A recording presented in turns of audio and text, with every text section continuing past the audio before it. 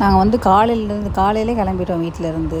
So இங்கே வந்து வர்றதுக்கு எங்களுக்கு வந்து 3:30 மணி அந்த மாதிரி ஆயிடுச்சு. எல்லாருமே பயங்கர டயர்டாக இருந்தோம்.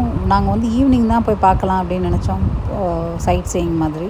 பட் அவங்க இல்லை நீங்கள் இப்போவே வாங்க, எங்களை கொண்டு வந்து இறக்கி விட்டவங்க வந்து சொன்னாங்க, நீங்கள் இப்போவே வாங்க, நான் இப்போ ஒரு 1/2 அன் ஹவர் இப்போ உங்களை கூட்டிகிட்டு போய் காமிக்கிறேன், 1/2 அன் ஹவர் நாளைக்கு போகலாம் அப்படின்னு சொன்னார்.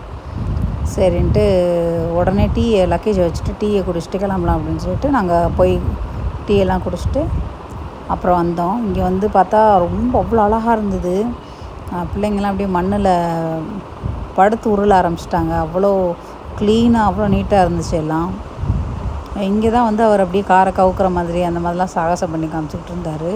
எப்படி பயந்து உட்காந்துருக்காங்க பாருங்கள் எல்லோரும்.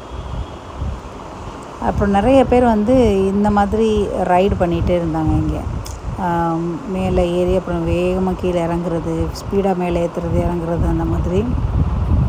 இது வந்து ஃபுல்லாக த்ரூ அவுட் த இயர் வந்து ஓப்பனாக இருக்காது. இது வந்து வெறும் வின்டர் சீசனில் மட்டும்தான் ஓப்பன் ஆகும். நவம்பர் டிசம்பர் அந்த மாதிரி டயத்தில் தான் ஓப்பன் பண்ணுவாங்க போல்.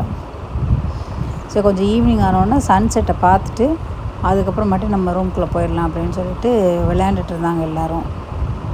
அப்புறம் சன்செட்டை பார்த்துட்டு முடிச்சதுக்கப்புறம் ஒரு நல்ல டின்னர் இங்கே அரேஞ்ச் பண்ணி வச்சுருந்தாங்க.